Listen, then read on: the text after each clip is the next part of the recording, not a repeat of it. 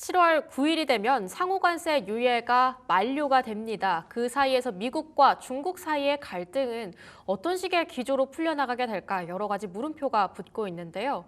어느 순간부터 보니 고래 싸움의 새우처지가 된 대한민국의 상황, 앞으로의 증시 상황 관련해서 구체적인 인사이트 받아보도록 하겠습니다. 오늘 중국 전문가 이철 박사 함께하고 있습니다. 박사님 안녕하세요. 네, 안녕하세요. 최근에는 타코라고 해서 Trump always chicken out, 언제나 도망간다라는 신조어까지 등장을 한 상황입니다. 이 관세 전쟁이라고 하는 하나의 판 안에서 트럼프 대통령의 영향력이 꽤 줄어들었다라는 평가도 적지 않은데요.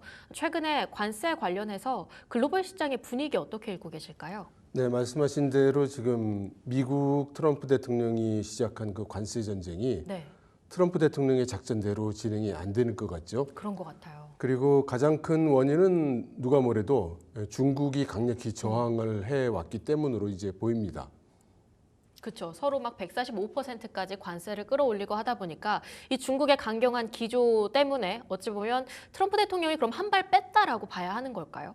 한 발 빼고 싶어서 뺀 건 아니겠죠. 그런데 이제 중국이 예상 외로 강력하게 이제 저항을 하고 또 알려지기를 중국이 이번 그 트럼프 행정부에 대한 대비를 단단히 해왔기 때문에 또 최악의 경우에는 디커플링도 불사한다. 이제 이런 입장으로 알려지다 보니 트럼프 대통령 입장에서도 어떤 뾰족한 수가 보이지 않는 이제 그런 형국인 것 같습니다. 오늘 국내 증시는 분위기가 좀 긍정적입니다. 양지수 모두 올라가고 있는데 그 이유로 크게 두 가지가 거론되고 있더라고요. 일단 추경 편성에 대한 기대감 플러스 저희가 주말 사이에 들려왔던 기사에 따르면 트럼프 대통령과 시진핑 주석이 서로 통화를 했다라는 이야기가 나오면서 조금은 갈등이 완화 기조를 겪게 되는 게 아닌가 이런 기대감이 좀 시장 안에 분위기로 돌고 있는 것 같은데요. 전혀 그렇게 보진 않으실까요? 저는 그 일시적인 현상으로 보고요. 그래서 단기적으로 지금 그 히토류 수출 제한을 비록 수개월에 불과한 임시 허가이긴 하지만 풀어줬다는 점에서 당장 기업들이 목마른 부분을 풀어줬으니 그건 좋은 일이지만 모두 잠정적이고 임시적인 현상이고 근본적으로 해결된 것이 하나도 없기 때문에 결코 이건 낙관할 수 없는 그런 상황이라고 봅니다. 어찌 보면 강대강 대치가 계속 지속될 것이다라고 보고 계신 거네요. 그렇습니다. 근본적으로 달라진 게 없으니까요. 최근에 미국의 헤그세스 국방장관도 이런 얘기를 좀 하면서 어찌 보면 중국과 한국 양측 중에 딱 한 명만 선택해라 이런 식의 이야기를 또 하지 않았습니까? 그럼 이런 분위기가 계속된다라고 한다면 국내의 분위기도 그리 안정적이진 않을 것이다라는 생각이 드네요. 네, 그렇습니다. 그리고 그것은 우리나라뿐만 아니라 세계 모든 나라가 그런 압박과 강요를 당하고 있는 거죠. 그래서 미국의 그런 입장이 달라지지 않고 있는 동안은 거의 글로벌 경제가 좋은 방향으로는 나타나지 않을 거라고 모두들 그렇게 예상하고 있는 것 같습니다. 저희도 달라질 게 없죠. 네, 지금 약간 표면적으로는 완화 기조인 것 같더라도 사실상 강대강 대치는 계속될 것이다. 이런 식의 전망을 하고 계신 것 같습니다. 중국의 경우는 계속해서 경기 부양책에 대한 이야기가 나오고 있잖아요. 이구환신 제도도 그렇고요. 여러 가지 부양책을 내세우면서 중국 경기를 말 그대로 부양하기 위해서 정부가 돈을 풀고 있는 그런 상황인데 최근에 또 5월에 중국 소비자 물가 지표나 생산자 물가 지표를 보면 결국은 또 전년 동월 대비해서 하락을 했더라고요. 이게 결국 전통적인 부양책 방식이 중국의 기초 체력을 살리기에는 충분한 도움이 안 되고 있는 거 아닌지 어떻게 보실까요? 네, 그렇습니다. 지금까지 이제 중국 정부가 여러 가지 경기 부양책을 썼을 때 시장이 좋은 반응을 보였던 것은 중국 정부가 시행하는 그 부양책의 효과가 컸다기보다는 정부의 부양책이 명확한 방향을 지시하고 있었기 때문에 그리고 그 방향대로 간다면 좋은 결과가 있을 거라는 기대가 있었기 때문에 그게 가능했어요. 근데 이번에는 그게 없는 겁니다, 시장에서. 그래서 중국 정부가 통화를 더 풀든 이구환신을 하든 부동산에 대해서 토지를 제한을 풀어주든 지금 큰 반응이 없는 거죠. 전통적인 방식으로는 이게 쉽사리 해결되기 어려울 거다 이렇게 보시는 거고 특히 중국의 1분기 GDP 성장에 대해서는 나름대로 의미 있는 지표가 나왔다만 이 관세 여파가 적용되지 않은 것이다. 사실상 2분기 GDP를 봐야 한다는 얘기도 있더라고요. 그렇습니다. 그것이 이번 1분기에 그 지표가 잘 나온 것에 대해서는 트럼프의 관세 전쟁 때문에 어떻게 될지 모르겠으니까 앞을 미래의 예측 불가성을 해결하기 위해서 기업들이 땡겨서 수입한 양이 많았죠. 거다. 네. 예, 그러니까 2분기를 봐야 된다는 거고, 그런데 2분기에 또 잠시 잠정적인 조치로 풀어준다. 그러면 또 지금이 앞으로 어떻게 될지 모르니까 지금 할 수 있는 것도 지금 다 해두겠죠. 이제 이런 식으로 진행이 되고 있는 거라서 이걸 보고 아 이제 뭐 경기가 풀리는구나, 이제는 좀 회복이 되는구나 이렇게 판단할 수는 없을 것 같습니다. 그러면 조금 더 본질적으로 넘어가서요. 이 중국의 디플레의 시발점, 첫 단추는 저희가 어디에서 찾아볼 수 있을까요? 시작이 어디부터 시작됐냐고 묻는다면 그것은 당연히 팬데믹부터 시작이 된 겁니다. 팬데믹 3년 동안 중국은 거의 경제가 멈춰 있었고 네. 그리고 팬데믹 3년이 풀리고 나서 바이든 행정부가 들어오면서 트럼프 1기의 무역 전쟁을 좀 풀어줄 줄 알았더니 플러스 기술 제재까지 했고 네. 그렇게 해서 지금 그 7년을 온 거니까요. 그 누적이 된 것들이 이번 트럼프 대통령의 관세 전쟁과 맞부딪히면서 이제 크게 나타나고 있는 거죠.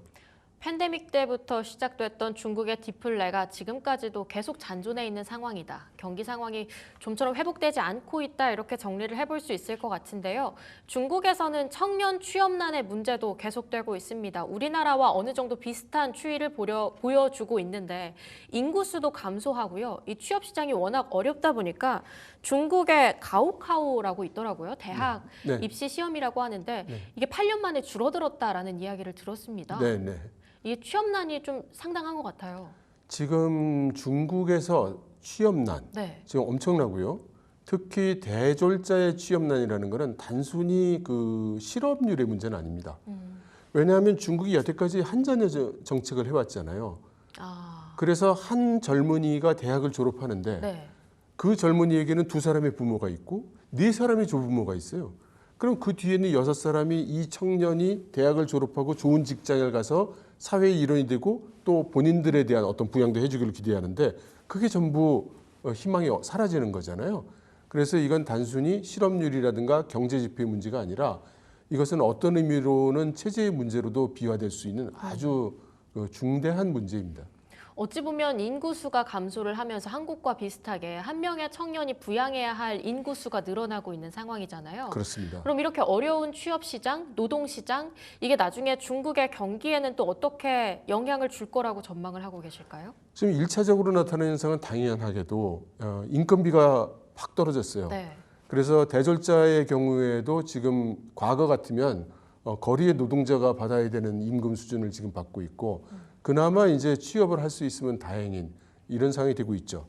반대로 기업이 요구하는 인재상은 완전히 달라졌어요. 지금 뭐 AI 시대 됐죠. 뭐 기술 혁신 얘기 나오죠. 그러다 보니 일반적인 사무를 하는 또는 일반적인 공장의 단순 노동자가 아닌 전문 지식과 전문 스킬을 가진 그런 사람을 원해요. 네.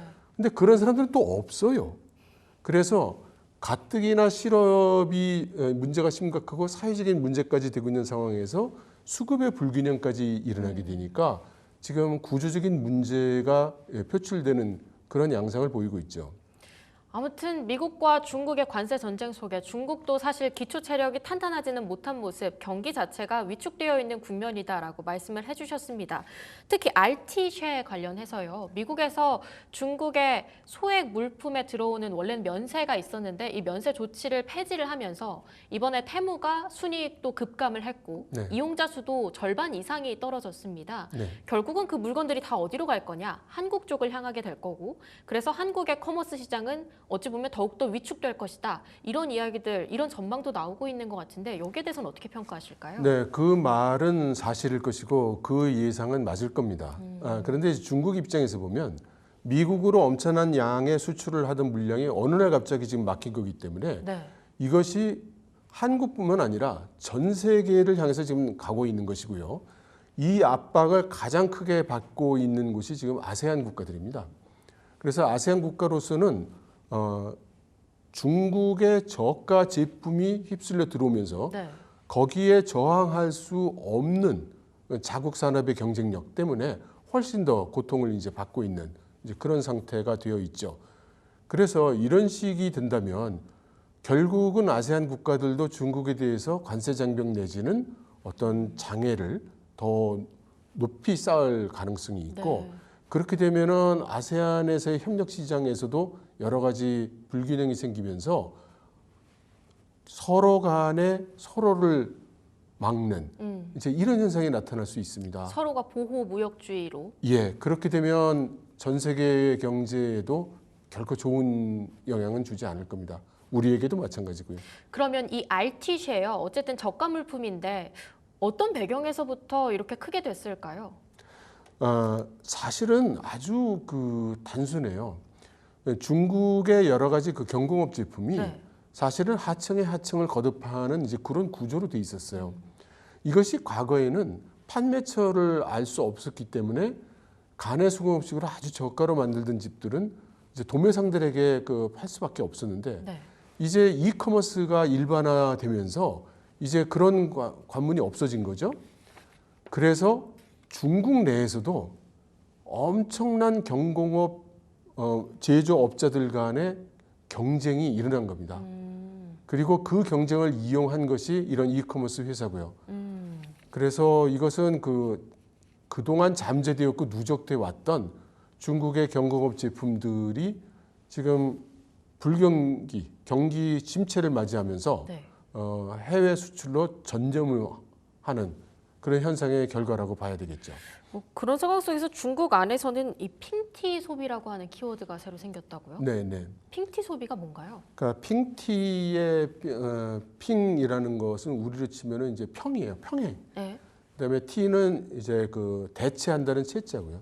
그래서 핑티라고 하면은 예를 들면 원래는 제가 이거를 한 10,000원짜리를 사용하고 있었는데 10,000원짜리 형광펜. 예, 10,000원짜리 형광펜. 왜냐하면은 이게 이제 고급 브랜드 거라서. 그런데 생긴 건 똑같이 생겼는데 얼핏 보면 똑같아요. 알리네요. 그런데 캠이네요. 한 1,000원짜리가 네. 있는 거예요. 그럼 당연히 지금 같은 상황에선 10,000원짜리 고급 브랜드 안 쓰고 얼핏 보면 10,000원처럼 보이는 1,000원짜리 제품을 쓰는 거죠. 예, 그렇게 해서 소위 대체하는 소비가 지금 크게 일어난다는 것이고요. 당연한 일입니다. 그런 핑티 소비가 지금 중국 안에서는 굉장히 성행하고 있다. 이렇게 분위기를 좀 파악해 볼 수 있을 것 같은데요. 사실 RT쉐의 역습뿐 아니라요. 이 레드테크의 공습도 상당합니다. 이번에 창신 메모리 CXTL이 또 어찌 보면 올해 말에 HBM 시장에서 고객사의 대상으로 HBM4를 또 양산할 수 있다, 샘플을 보낼 것이다 이런 로드맵을 제시를 하기도 했거든요. 여기에 대해서 좀 삼성전자랑 SK하이닉스 긴장을 해야 하지 않을까 싶기도 한데요. 뭐 당연히 긴장은 해야 됩니다. 그리고 무엇보다도 창신 메모리나 중국의 메모리 업체들이 대규모로 기술 투자를 하고 중국 정부가 대규모로 국가 차원에서 국가 전략 차원으로 기술 개발을 하는 거를 네. 우리가 너무 과소평가해 오지 않았나 하는 생각이에요. 그래서 지금 중국 내에서 AI 칩을 자체 개발하는 프로젝트들이 지금 상당한 수준에 올라갔고 네. 그럼으로써 당연히 HBM에 대한 수요도 당연히 함께 일어나는 겁니다. 그래서 지금처럼 미국하고 중국 사이에 서로 기술 경쟁을 하고 기술 전쟁을 일으키는 상황에서는 자국이 개발하는 AI 기술을 서로 공개하지 않을 거거든요. 그렇게 되면 중국이 AI 칩을 개발할 때 미국 편에 서 있다고 생각이 되는 한국의 메모리 그 중에 AI 메모리에 AI용으로 많이 사용되는 HBM 메모리를 네. 설령 한국이 가장 높은 스펙의 제품을 공급한다 하더라도 중국이 그걸 받아들일 수 있겠는가? 전략적으로 생각해 본다면 그렇지 못할 가능성이 큰 거죠. 그래서 이것이 이제 단순하게 기술 경쟁에서 우리가 이제 격차가 줄어들었다. 네. 이렇게 볼 게 아니고 하나는 격차가 줄어드는 것. 두 번째는 이 지정학적인 이슈가 크게 작용하고 있다는 것. 두 가지를 다 같이 생각을 해야 됩니다. 지금 타이완에서는 이제 타이완에 세계 최대의 AI 센터를 만든다고 이렇게 네. 얘기를 하고 있는데 그러면 우리가 거기에 적극적으로 참여하고 서포트를 하는데 들어갈 수 있느냐. 이거 역시 타이완이라는 국가의 지정학적인 포지션을 우리가 잘 이해하고 신중한 전략을 짜서 들어가야 되는 그런 부분이죠.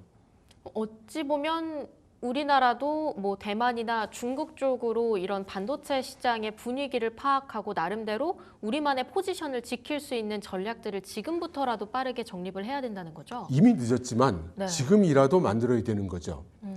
그러니까 예를 들면 그 아까 말씀하신 대로 미국 국방부 장관이 뭐 안보는 미국에, 그렇죠. 경제는 중국에, 꿈도 꾸지 마라. 비판했죠. 이렇게 비판을 했죠.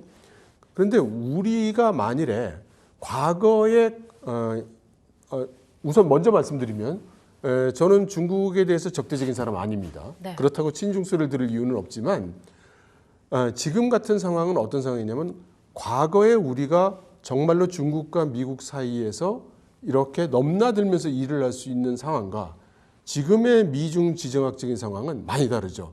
지금은 굉장히 갈등이 표면화돼 있고 네. 첨예화돼 있지 않습니까? 그러면 우리가 기업 활동을 함에 있어서도 이런 지정학적인 요인이 우리의 전략 그리고 우리의 당장 눈앞에 있는 시장 기회에 영향을 주고 있는 거죠. 그래서 이 우리 국가 전략이라는 거는 뭐 천천히 세울 수 있는 성격일 것이 아니고 아주 시급하게 당장이라도 세워야 되는 그런 전략이라고 저는 생각합니다. 사실 차화정이라는 말이 괜히 나온 게 아닌 것처럼 중국 경기에 또 한국도 우리나라도 영향을 상당히 많이 받아가기 때문에 네. 확실히 이런 영향력에 대해서는 미리 검토를 해볼 필요가 있을 것 같습니다.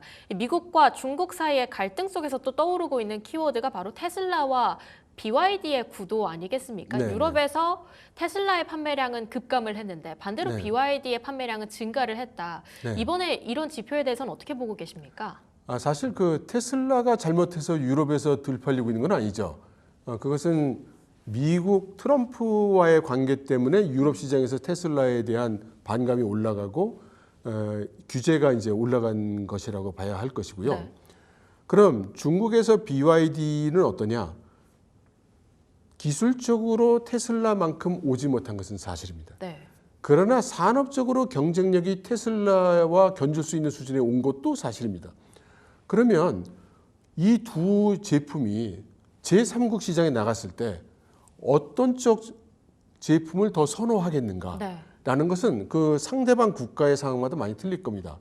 예를 들어서 아직 조금 비싸더라도 좋은 기술과 품위 있는 그런 자동차를 필요로 하는 그런 수요가 큰 곳에서는 테슬라가 상대적으로 경쟁 우위를 보일 것이고 그런 것보다는 당장 가성비가 좋은 그런 전기 자동차를 선호하는 그런 지역에서는 당연히 BYD를 선호할 겁니다. 안타까운 거는 이제 우리 기업들이 그 세 번째 경쟁 기업으로 지금 나가 있지 않은 것 같은 그런 포지션이 좀 서운하죠. 근데 저는 아무리 미국이나 유럽에서 BYD에서 제약을 하더라도 지금 그 외의 시장이 있지 않습니까? 중동 시장, 아프리카 시장, 남미 시장, 아세안 시장이 있어요. 네. 이 국가들에서도 결국은 점차적으로 전기 자동차 수요가 증가하고 또 확대할 것이기 때문에 이런 지역, 가성비를 더 선호할 것으로 보이는 이런 지역의 시장 수요가 늘어나면서 네. BYD가 훨씬 더 성장 잠재력이 크다고 생각합니다. 일단 성장 잠재력은 훨씬 더 BYD가 크다라고 보고 계신 거네요. 제3국을 대상으로 했을 때 네, 가성비의 판매량 증가로 인해서요. 네, 네. 네, 그러면 이렇게 BYD랑 테슬라에 대한 이야기들도 들어봤는데 뭐 저희가 계속 이야기를 했던 것처럼 중국과 미국이 이제 같이 가는 게 아니라 둘 중 하나를 선택해라 이런 느낌이기 때문에 이제 한국에서도 21대 대통령이 당선이 됐잖아요. 네. 그래서 한국은 이 둘 사이의 갈등 속에서 완전 새우 처지가 돼버렸는데요. 네. 어떤 쪽에 조금 더 손을 뻗어야 할까요? 우리의 선택이라는 것은 사실 여지가 크진 않죠. 우리가 만일 중국과 미국 둘 중에 하나만을 선택해야 되는 그런 입장에 있다면 누구라도 미국을 선택할 겁니다. 거기에 대해서 이의가 있는 사람도 없을 거고요. 다만 세상에는 미국, 중국, 한국만 있는 것은 아니잖아요. 그러니까 전 세계에 많은 국가가 있고 그 중에는 우리의 경쟁 국가들도 많이 있습니다. 그 경쟁 국가들 중에는 아무 거리낌 없이 미국, 중국 양쪽과 협력할 수 있는 국가들이 있는 거죠. 뭐 사우디아라비아가 그렇고 싱가포르이 그렇고 인도가 그렇고 이렇단 말이죠. 그럼 그런 국가들도 지금 여러 가지로 산업화에 나오고 있고 우리의 경쟁 국가로 떠오르고 있는데 그러면 이들과의 경쟁에서 우리가 경쟁 우위를 유지할 수 있느냐 그런 의문이 남는 거죠. 그래서 결국 우리가 취할 수 있는 스탠스는 단지 하나밖에 없습니다. 우리는 기본적으로 미국 편에 쓰지만 네. 중국과 경제적인 이익을 나눌 수 있는 그걸 포기할 수가 없는 이제 그런 상황인 거죠. 그래서 우리는 질문이 미국과 중국 중에 어디를 선택할 거냐 이런 누구에게 물어도 똑같은 대답이 나올 그런 질문이 아니라 미국 편에 서면서도 우리가 중국으로부터 취할 수 있는 이익을 최대화할 수 있는 방법은 무엇인가? 좋습니다. 그 부분에 대해서 혹시 이야기를 좀 더 들어볼 수 있을까요? 예, 그걸 이제 저 개인적으로는 계속 주장하고 있는 게 뭐냐면 우리가 제3 진영의 국가들과 협력을 강화해야 된다고 얘기를 하고 있습니다. 방금 말씀드린 그 세 번째 진영, 다시 말해서 미국, 유럽, 일본으로 대변되는 서구 진영과 네. 중국, 러시아로 대변되는 구공산권 진영. 지금 이 두 개의 시장이 만일 글로벌 시장에서 찢어져 나간다면 그러면 이 두 시장에 동시에 접근 가능한 그런 국가들, 아까 말씀드린 인도나 사우디나 싱가포르 이런 국가들을 저는 이제 제3 진영, 제3의 그룹이라고 부르는데요. 이들 국가들과의 협력을 우리가 강화해야 된다. 그 좀 극단적인 예를 들어본다면요. 네. 예를 들어 러시아는 미국 수출할 때 관세가 제로예요, 지금. 예. 그러면 우리가 러시아의 공장을 만들면 미국에 무관세 수출을 할 수 있습니다. 물론 이제 그 여러 가지 이제 제약을 받고 있기 때문에 풀어야 될 문제는 있습니다만. 그럼 예를 들어 우리 선조들이 옛날에 북간도에 많이 진출을 하셨잖아요. 네. 지금은 이제 블라디보스톡 있는 연해주 쪽 말입니다. 근데 거길 보면은 북한, 중국, 러시아가 몰려 있잖아요. 우리가 만일 그런 지역에 가서 중국의 공급망을 활용하고 북한의 값싼 노동력을 활용하고 러시아의 제로 관세와 러시아 정부의 지원을 다 같이 일궈낼 수 있다면 어려울 또, 것 같은데요. 예, 어렵죠. 해결이 될 문제가 너무 많으니까. 네. 그래서 극단적인 예예요. 이제 그런 식으로 그런 제3의 그룹 국가들과의 협력 방안을 전략적으로 강화해야 된다. 그렇게 말씀을 드리는 겁니다. 인도나 사우디나 싱가포르 같이 제3의 진영과 조금 더 협력하는 방안 쪽으로 우리가 살 길을 찾아 나가야 된다. 예, 그들과 협력을 해서 그들의 전략적인 그 이익을 네. 우리가 가지고 있는 전략적인 우위와 합쳐서 같이 대처하는 방안을 모색해 봐야 된다. 이런 말씀이죠. 그럼 이번 주 일요일 15일이 될 텐데요. 또 캐나다에서 G7 정상회담이 진행이 될 겁니다. 네. 그 사이에서 좀 한국이 취해야 할 포지션이 있다면요? 저희가 지금 뭘 주장할 수 있는 입장은 못 될 거예요. 그리고 이번 G7에서도 여러 가지 그 강대국의 서로 이해 갈등이 네. 노출이 될 겁니다. 우리가 여기서 무슨 막 성립한 정부가 무슨 특별한 주장을 하기보다는 어느 쪽에도 책 잡히지 않는 그래서 여지를 많이 남길 수 있는 그것이 현재로서는 가장 최선의 방책이 아닌가 이렇게 생각합니다. 알겠습니다. 그럼 혹시 최근의 환율의 움직임에 대해서도 눈여겨보신 점이 있으실까요?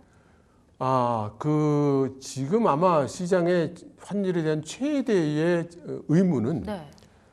앞으로 강달러로 가는 거냐, 약달러로 가는 거냐, 예. 또 위안화가 강위안화로 갈 거냐, 또 약위안화로 갈 위안화가 거냐. 강해지면 원화도 같이 강해질 것이라는 전망이 좀 중론이더라고요. 그게 이제 아주 그 재미있는 이야기죠. 왜냐하면 우리 원화가 중국 경제에 연동하는 거는 그만큼 우리가 중국과 그 공급망이 커플링이 돼 있기 때문인데 한편으로는 중국과의 커플링이 아마 이 분리돼 나갈 것이라고 예상하면서 이 원화의 연동성은 유지될 거라고 보면 좀 이상한 거죠. 네. 아무튼